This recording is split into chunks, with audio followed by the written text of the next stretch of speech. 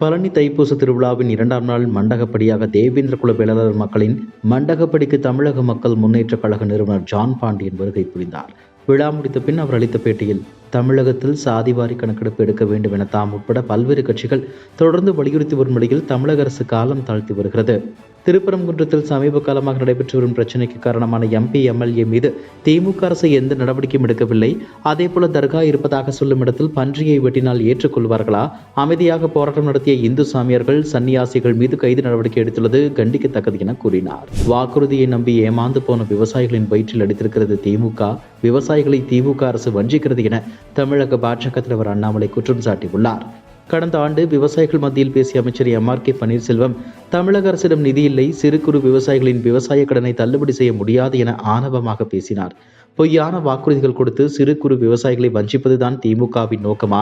கடந்த 4 ஆண்டுகளில் புயல், வெள்ளம் என சிறு குறு விவசாயிகள் எதிர்கொண்ட பிரச்சனைகள் ஏராளம். திமுகவின் வாக்குறுதியை நம்பி ஏமாந்து போன விவசாயிகளின் வயிற்றில் அடித்திருக்கிறது திமுக. பயிர்க்கடனை தள்ளுபடி செய்வோம் என்ற வாக்குறுதியை 4 ஆண்டுகள் ஆகியும் நிறைவேற்றாமல் விவசாயிகளை வஞ்சிப்பது முற்றிலும் கண்டிக்கத்தக்கது. உடனடியாக இதற்காக ஒரு குழு அமைத்து சிறு குறு விவசாயிகளின் பயிர்க்கடன்களை ரத்து செய்வதற்கான வழிகளை மேற்கொள்ள வேண்டும். திமுகவின் கல்வி கடன் தள்ளுபடி என்ற வாக்குறுதியை நம்பி 4 ஆண்டுகளாக ஏமாந்து கொண்டிருக்கும் இளைஞர்களின் நிலை சிறு குறு விவசாயிகளுக்கும் தொடரக்கூடாது என்று திமுக அரசை வலியுறுத்துகிறேன் என அண்ணாமலை கூறியுள்ளார். சாதிவாரி மக்கள் தொகை கணக்கெடுப்புக்கான ஆய்வை கூட நடத்தாமல் தமிழக மக்களை தொடர்ந்து தமிழக ஆட்சியாளர்கள் ஏமாற்றிக் கொண்டு வருகின்றனர் என்று தமிழக வெற்றிக் கழக தலைவர் விஜய் கூறியுள்ளார். தமிழகத்தில் செயல்படுத்தப்படும் சில திட்டங்களை மற்ற மாநில அரசுகள் பின்பற்றுகின்றன என்ற தமிழக ஆட்சியாளர்கள் பெருமை பேசுகின்றனர். ஆனால் சமூக நீதிக்கு அடித்தளம் அமைக்கும் சாதிவாரி மக்கள் தொகை கணக்கெடுப்புக்கான ஆய்வை நடத்தி முடித்த மற்ற மாநிலங்களை பின்பற்ற தயங்குவது ஏன் என்ற கேள்விக்கு இதுவரை விடையில்லை.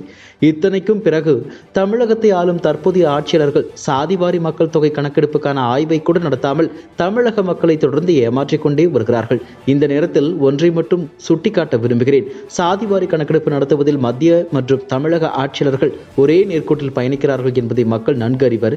எல்லோருக்கும் எல்லாமும் கிடைக்க ஒரே வழியான உண்மையான சமநீதி, சமத்துவ நீதி, சமூக நீதியை வழங்கும் சாதிவாரி கணக்கெடுப்பிற்கு முன்னோட்டமாக அதற்கான ஆய்வை மேற்கொள்ளாமல் இனியும் தாமதித்தால் தற்போதைய ஆட்சியாளர்களின் பொய் வேடம் தானாகவே களையும் நாள் வெகு தொலைவில் இல்லை என அந்த அறிக்கையில் விஜய் கூறியுள்ளார். USAID என்பது அமெரிக்க அரசின் 100% நிதியுதவி மூலம் நடத்தப்படும் சர்வதேச தொண்டு நிறுவனம். உலகம் முழுவதும் 10,000க்கும் மேற்பட்டோர் இதில் வேலை பார்க்கின்றனர். இதன் மூலம் உலகம் முழுவதும் மனிதாபிமான உதவிகள், வளர்ச்சி பணிகளுக்கு நிதியுதவி வழங்கப்பட்டு வந்தது. இதற்கென ஆண்டுக்கு 4,35,000 கோடி ரூபாய் அமெரிக்க மக்களின் வரிப்பணம் செலவிடப்படுகிறது. ஆனால் இவ்வாறு ஒதுக்கப்படும் தொகை உதவி தேவைப்படுவோருக்கு செலவிடப்படுவதில்லை. தவறான செயல்களுக்கு தவறான முறையில் செலவிடப்படுவதாக அமெரிக்க அதிபர் ட்ரம்ப், திறன் மேம்பாட்டுத்துறை தலைவரான தொழிலதிபர் எலான் மஸ்க் குற்றம் சாட்டினர்.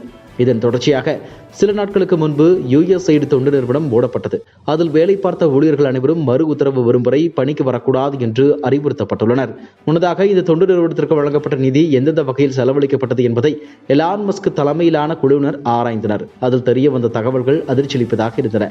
குறிப்பாக 2023இல் இஸ்ரேல் ஹமாஸ் போர் தொடங்குவதற்கு 10 நாட்களுக்கு முன்பாக இனவெறி பிரச்சனையை முடிவுக்கு கொண்டு வர $5,00,000 வழங்கப்பட்டது. கொரோனா வைரஸ் உருவாக்கப்பட்டதாக கருதப்படும் சீனாவின் வுகான் ஆய்வகத்தில் வவ்வால் வைரஸ் குறித்த ஆய்வுக்கு $5 மில்லியன், அல் கொய்தா தொடர்புடைய பயங்கரவாத அமைப்புகளின் உணவுக்கு $10 மில்லியன் நிதி கொடுக்கப்பட்டுள்ளது.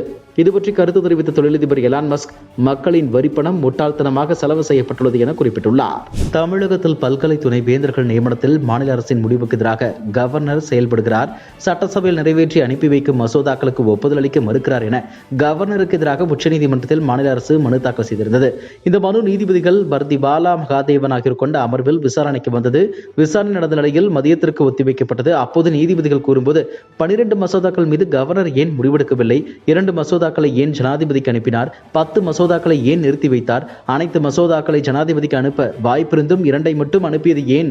அரசியலமைப்பு விதி 200ஐ தவிர்த்து வேறு ஏதேனும் விதிமுறைகள் உள்ளதா என மசோதாக்களை நிறுத்தி வைத்தார் என்பதை தெரிவிக்க வேண்டும். எந்த முடிவும் எடுக்காமல் நிறுத்தி வைத்த காரணத்தை விளக்க வேண்டும். கவர்னரின் அதிகாரத்தையும் பதவியையும் குறைத்து மதிப்பிடவில்லை. மசோதாவை கிடப்பில் போடும் கவர்னரின் நடவடிக்கையை மட்டும் முடிவு செய்ய உள்ளோம். நிறுத்தி வைத்ததற்கு ஆதரவாக வாதிடுவதை ஏற்க முடியாது என நீதிபதிகள் கூறி விசாரணையை இன்று காலை 10:30 மணிக்கு ஒத்திவைத்தனர். கிருஷ்ணகிரி மாவட்டம் பர்கூர் தாலுகாவில் உள்ள கிராமம் ஒன்றிலுள்ள ஊராட்சி ஒன்றிய நடுநிலைப் பள்ளியில் 8ஆம் வகுப்பு படிக்கும் 13 வயது மாணவி 1 மாதமாக பள்ளிக்கு வரவில்லை. நேற்று முன்தினம் அவரது வீட்டிற்கு தலைமை ஆசிரியை சென்று விசாரித்தார். அப்போது அதே பள்ளி ஆசிரியர்கள் ஆறுமுகம், சின்னசாமி, பிரகாஷ் ஆகியோர் தன்னை கூட்டு பலாத்காரம் செய்ததில் கர்ப்பமானதால் கருக்கலைப்பு செய்ததாக அந்த மாணவி தெரிவித்தார். இதை வெளியே கூறினால் அவப்பெயர் ஏற்படும் என்று மறைத்ததாக அவரது பெற்றோரும் கூறினர். இதுகுறித்து அந்த தலைமை ஆசிரியை குழந்தைகள் நல பாதுகாப்பு மையம் பர்கூர் அனைத்து மகளிர் போலீசுக்கு தகவல் அளித்தார். இதையடுத்து சந்தூர் கூட் ரோடு சந்திப்பு மற்றும் பர்கூர் அருகே என 2 இடங்களில் அந்த ஆசிரியர்களை கண்டித்து பொதுமக்கள் மறியலில் ஈடுபட்டனர். அவர்களை கிருஷ்ணகிரி ஏடிஎஸ்பி சங்கர் உள்ளிட்டோர் சமாதானப்படுத்தினர். மாணவியை சீரழித்த ஆசிரியர்களுக்கு கடுமையான தண்டனை வழங்க வேண்டும் என கோஷமிட்டனர். அண்ணா பல்கலைக்கழக மாணவி வழக்கில் கைதாகியுள்ள ஞானசேகரன் மீதான வழக்குகளை சிபிஐக்கு மாற்றக்கோரி மனு தாக்கல் செய்யப்பட்டுள்ளது. பாஜகவை சேர்ந்த வழக்கறிஞர் ஏ மோகன்தாஸ் சென்னை உயர்நீதிமன்றத்தில் பொது நல மனு தாக்கல் செய்துள்ளார். ஞானசேகரனுக்கு எதிராக பாலியல் வன்கொடுமை உள்ளிட்ட 20க்கும் மேற்பட்ட வழக்குகள் உள்ளது குறிப்பிடத்தக்கது. இதுபோன்ற செய்திகளை மேலும் தெரிந்து கொள்ள எங்களது யூடியூப், ஃபேஸ்புக் மற்றும் ட்விட்டர் ஆப்களை சப்ஸ்கிரைப் செய்யவும்.